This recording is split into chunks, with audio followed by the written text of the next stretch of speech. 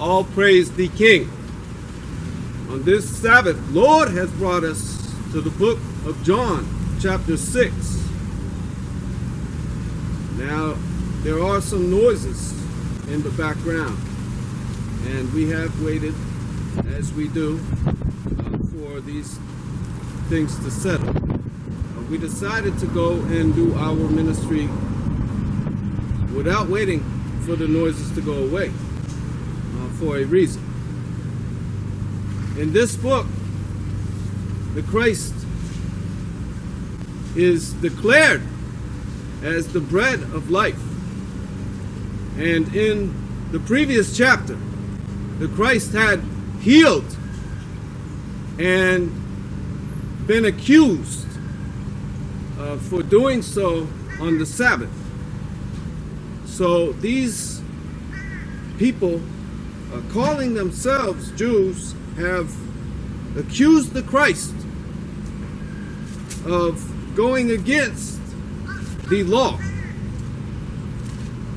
And the Christ begins to tell them that I am the law, that no man could enter in except by I. And now begins the accusation of blasphemy against the Christ for calling himself the Most High. And in this chapter, we see the occurrence of the feeding of the multitude. Also in Matthew 14, in Mark 6, and in Luke 9. Now, the multitude has followed the Christ. And as the Christ and the disciples have entered into a mountain, being a cave, they come out, and it is of the time of the Passover as it is now.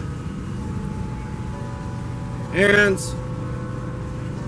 the Christ, seeing the people, and Philip, the disciple, asking, how is it that we shall feed these people?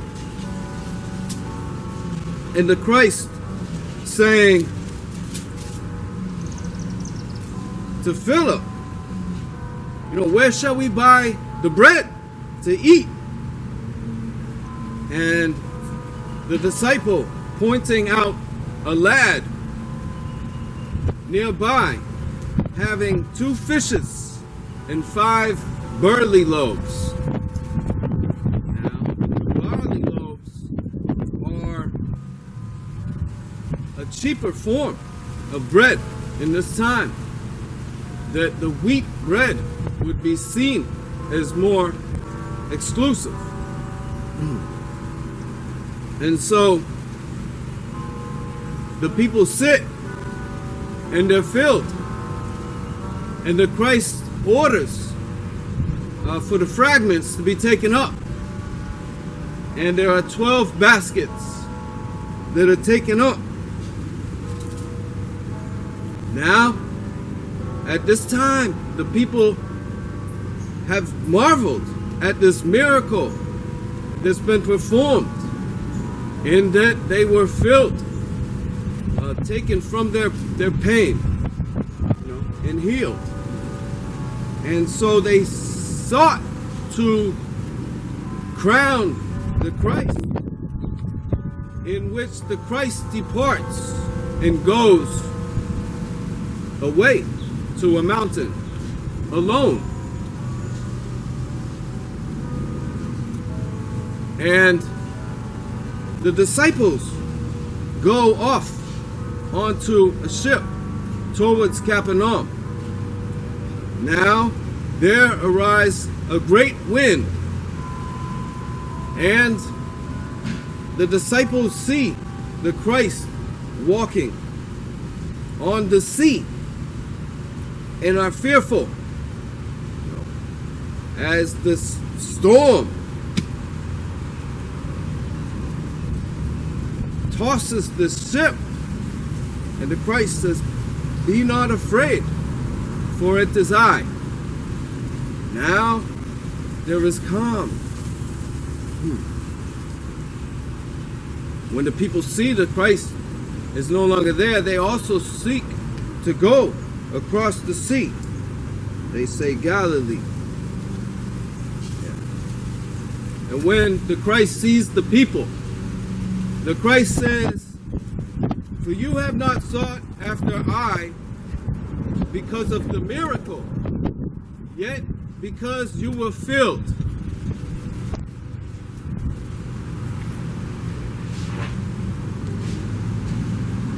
The Christ begins to speak about this meat of flesh, when consumed, brings this everlasting life, saying, "Those that eat of my flesh and drink of my blood," even saying that those that ate of the bread would never thirst.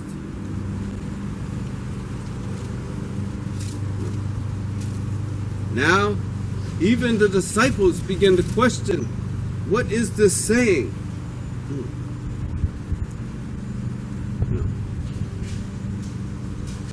And what is this meaning? That the bread is the body,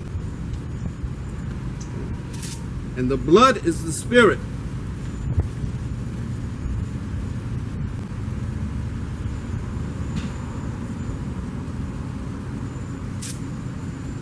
Now, the Christ declares that no man shall come to I, lest it be by I Father. And even the disciples left, so that 12 remained. And the Christ said that one of you shall betray I.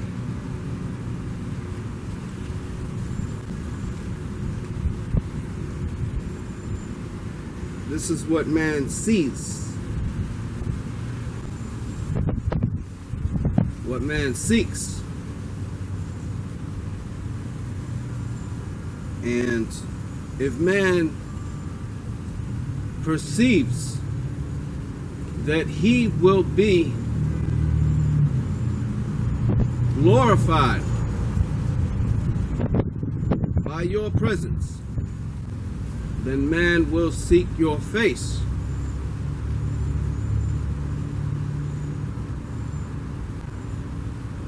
The body nourishes itself with the bread.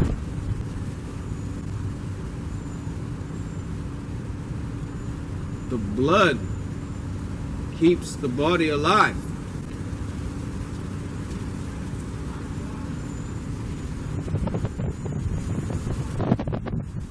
In this way,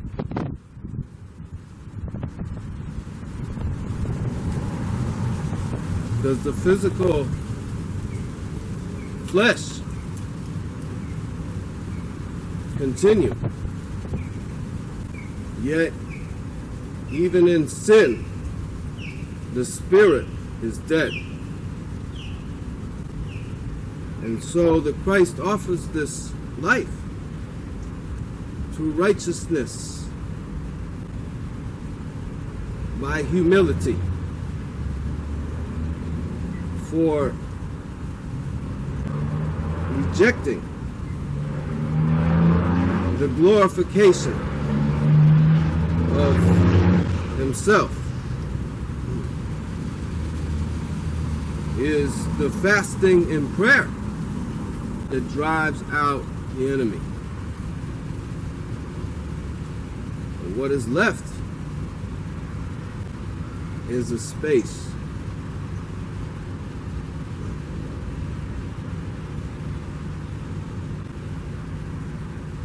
that, when filled, brings nourishment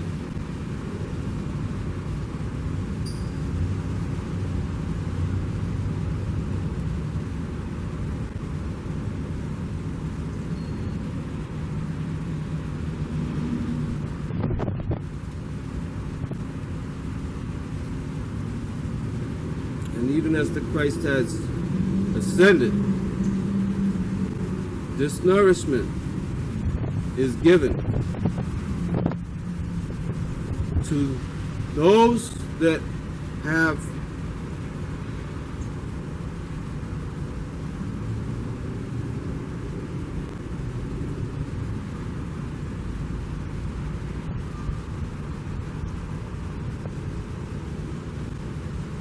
begged for his mercy.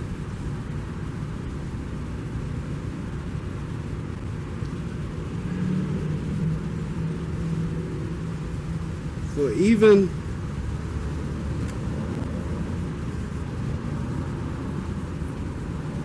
the Lord knows what is within. That which man could not see is that which the Spirit knows.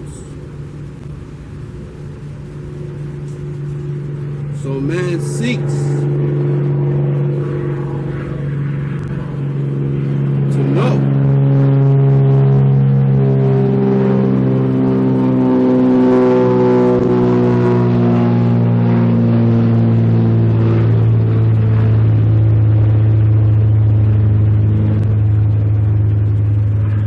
Yet he shall not.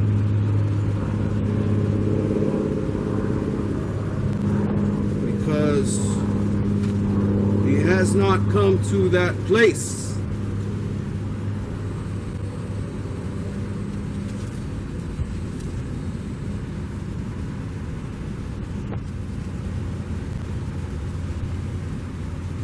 of spiritual dwelling to be nourished not by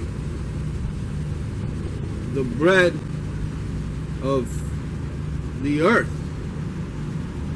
yet by the bread of life.